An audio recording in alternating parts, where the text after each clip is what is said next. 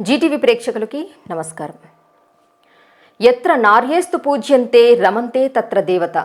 ఎక్కడ స్త్రీలు పూజించబడతారో అక్కడ దేవతలు కొలువై ఉంటారని స్త్రీ ఔన్నత్యాన్ని చాటి చెప్పాయి మన పురాణాలు.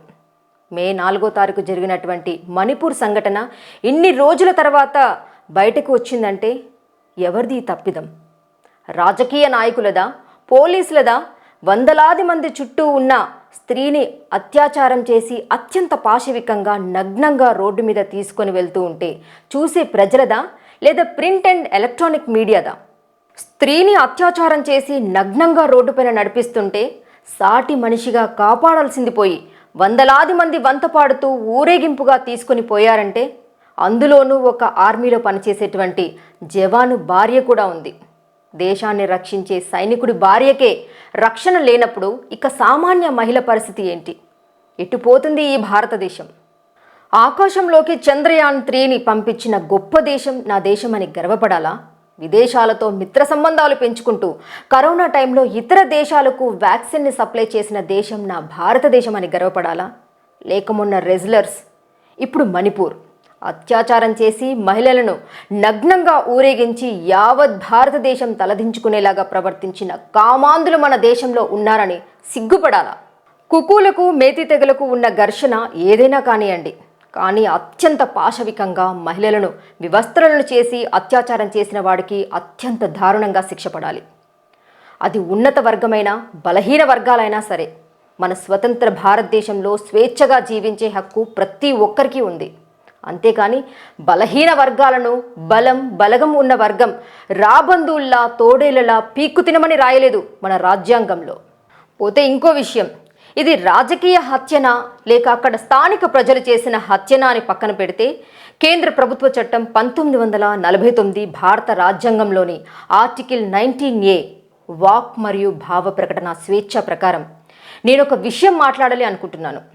చీమ చిటుక్కుమన్నా 10 సార్లు తిప్పి చూపించే మెయిన్ స్ట్రీమ్ మీడియా ఎక్కడికి పోయింది?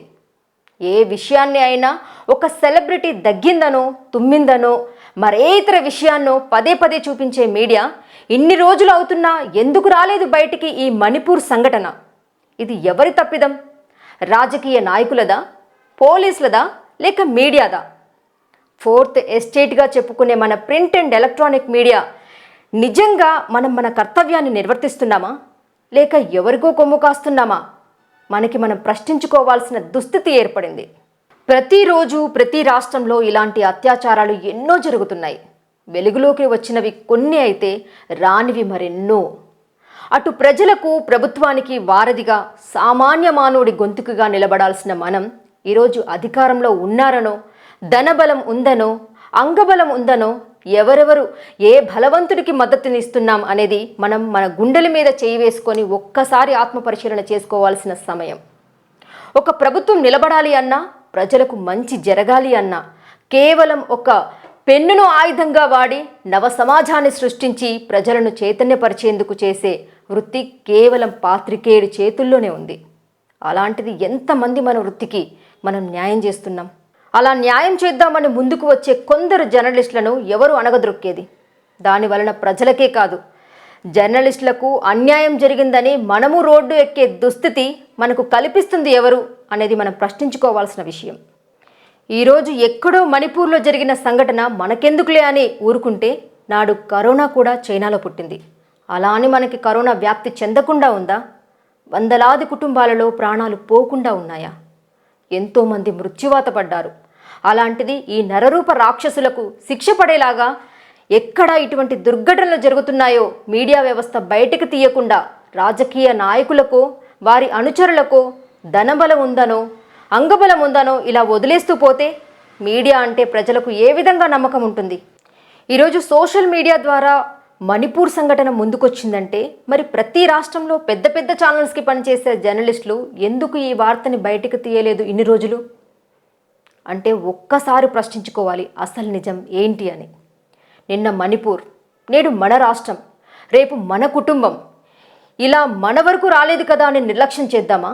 లేక ఇలాంటి నరరూప రాక్షసులకు తప్పు చేయాలంటేనే ఒంట్లో వణుకు పుట్టేలా నిజాన్ని బయటపెట్టి వారికి శిక్ష పడేలాగా చేద్దామా?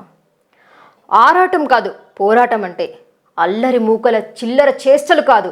పోరాటం అంటే మహానీయులు పుట్టిన గడ్డపై ఆడపడుచులను వివస్త్రలను చేసి అడ్డు వచ్చిన తండ్రిని సోదరుని అంతమొందించి గుంట నక్కల్లా మీద పడి చరిచారే, ఇదేనా స్వతంత్ర భారతదేశం? ఎంతోమంది మహానీయులు ప్రాణత్యాగం చేసి తెచ్చుకున్న స్వతంత్ర భారతదేశం. స్త్రీ లేకపోతే సృష్టి లేదు. స్త్రీని హింసిస్తే ప్రకృతి కూడా విధ్వంసం సృష్టిస్తుంది అంటారు. తప్పు చేసిన వాడికి శిక్ష తప్పదు అని మన మహాభారతంలో ద్రౌపది వస్త్రాపహరణమే ఒక ఉదాహరణ. ధృతరాష్ట్రుడి కుమారుడైన దుర్యోధనుడు, వారి సోదరులు 100 మంది ఏ విధంగా నామరూపాలు లేకుండా మట్టి కరుచుకుపోయారో మనం చూసాం. మీడియా మిత్రులకు కూడా నేను చేతులెత్తి నమస్కరిస్తున్నా. పార్టీలకి అతీతంగా బలవంతుడు సంపన్నుడు అనేది కాకుండా నిజాన్ని నిర్భయంగా రాస్తూ తప్పిదాలను ప్రజలకు చూపిస్తూ ప్రజల గొంతుకగా సామాన్యుడికి న్యాయం జరిగేందుకే ఈ 4th ఎస్టేట్ అని ప్రజలకు మేమున్నామనే ధైర్యాన్ని ప్రజల్లో నింపుతారని, జర్నలిస్ట్ అంటే జనం కోసం నిలబడేవాడు అని ప్రజల్లో నమ్మకాన్ని నిలబెట్టుకోవాలని చేతులెత్తి ప్రతి జర్నలిస్ట్కి వేడుకుంటున్న ఒక మహిళా జర్నలిస్ట్. మణిపూర్ సంఘటన మీద నాకు తోచింది నేను చెప్పాను. మీకు నచ్చకపోతే మీరు కామెంట్ చేయొచ్చు నేనేమన్నా తప్పు మాట్లాడితే. భారత్ మాతాకి జై.